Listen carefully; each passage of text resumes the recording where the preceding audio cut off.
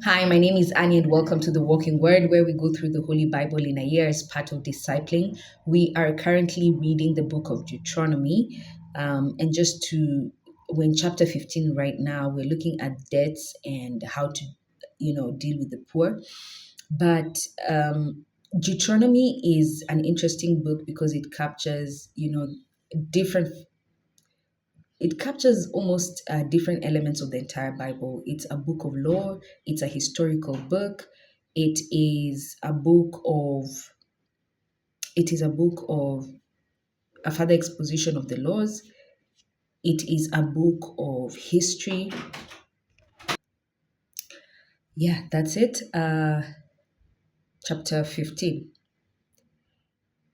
At the end of every 7 year period, you shall have a relaxation of debts. Yeah, okay. After every so this is the Jubilee, I believe, which shall be observed as follows.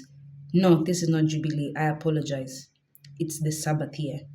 You remember 6 years of work, 1 year of rest, yeah? At the end of every 7 year period, you shall have a relaxation of debts, which shall be observed as follows. Every creditor shall relax his claim on what he has loaned to his neighbor. He must not press his neighbor, his kinsman, because of the relaxation in honor of the Lord has been proclaimed. You may press a foreigner, but you shall relax the claim on your kinsman for what is yours. Nay, more, since the Lord your God will bless you abundantly in the land he will give you to occupy as his heritage. There should be no one of you in need. If you but heed the voice of the Lord your God and carefully observe all these commandments, which I enjoin on you today, you will lend to many nations and borrow from none. You will rule over many nations, and none will rule over you, since the Lord your God will bless you as he promised.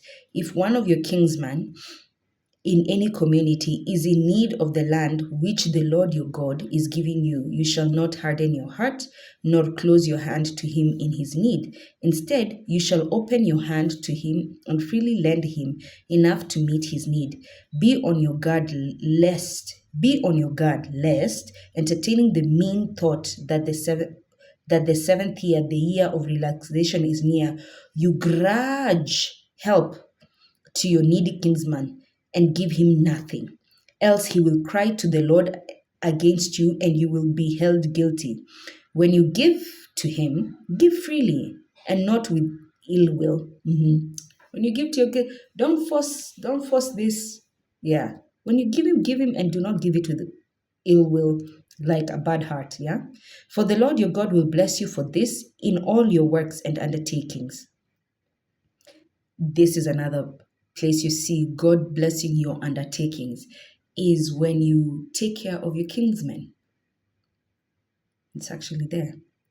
The needy will never be lacking in the land. That is why I command you to open your hand to your poor and your needy kinsman in your country. Open up your hand to the poor and those who are needy in your family. Hebrew slaves, of course, and we do all this with wisdom, yeah? We do this also in wisdom. Verse 12 of chapter 15. If your kinsman, a Hebrew man or woman, sells himself to you, he is to serve you for 6 years. But in the seventh year, you shall dismiss him for your service and free and for your service as a free man. When you do so, you shall not send him away empty-handed, but shall weight him down with gifts from your flock and threshing floor and winepress, in proportion to the blessing of the Lord your God has bestowed on you. For remember that you too were once slaves in the land of Egypt, and the Lord your God ransomed you. That is why I'm giving you this command today. If, how even he tells you that he does not wish to leave you because he has devoted to you and your household, since he fares well with you, you shall take an awl and thrust it through his ear into the door, and he shall then be your slave forever.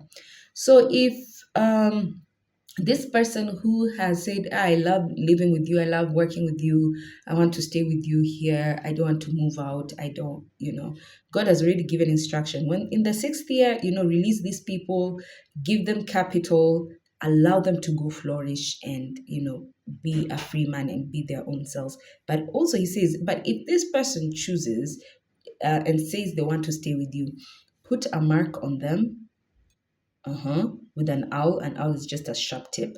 Put an owl on them, mark it into your door, meaning they belong to this household. Then they can be your slave forever. They can belong to your household forever.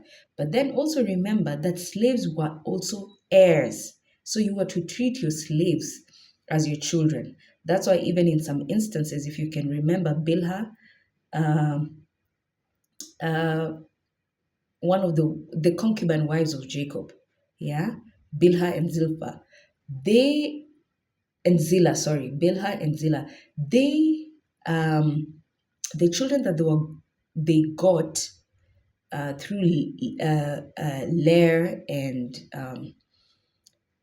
uh, what's her other name? Yeah, the other wife, the beloved one, Rachel, I believe. Yeah, Lair and Rachel, they belonged to Jacob, yet they were born from slaves.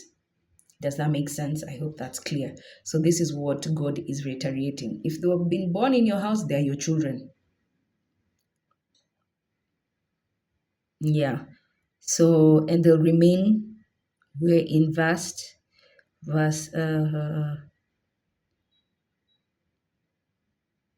Yeah, they can remain your slave forever. That was verse 17. We continue. Your female slave also you shall treat in the same way. You must not be reluctant to let your slave go free, since the service he has given you for 6 years was worth twice a hired man's salary. Then also the Lord your God will bless you in everything that you do. So even how we treat the people who work in our homes, work in our offices, work in whether they're doing for us whether they're doing for us maybe a short-term work, a long-term work, it really doesn't matter. God says how you treat them determines on how I bless you as well. Okay. Verse 19, you shall consecrate to the Lord your God all the male firstlings of your herd and of your flock. You shall not work the firstlings of your cattle, nor share the firstlings of your flock. Year after year, you and your family shall eat them before the Lord your God in the places he chooses. If, however, a firstling is lame or blind or has any other serious defect, you shall not sacrifice it to the Lord your God, but in your own community you may eat it. The unclean and the clean alike, eating it alike, as you would a gazelle or a deer. Only you shall not partake of its blood, okay? Which must be poured out on the ground like water. Remember, blood carries life, and that's why God is very particular about that. And the other thing about if the firstborn is defected, that you won't offer to the Lord, because sacrifices unto him are without blemish. Tomorrow we continue. God bless you.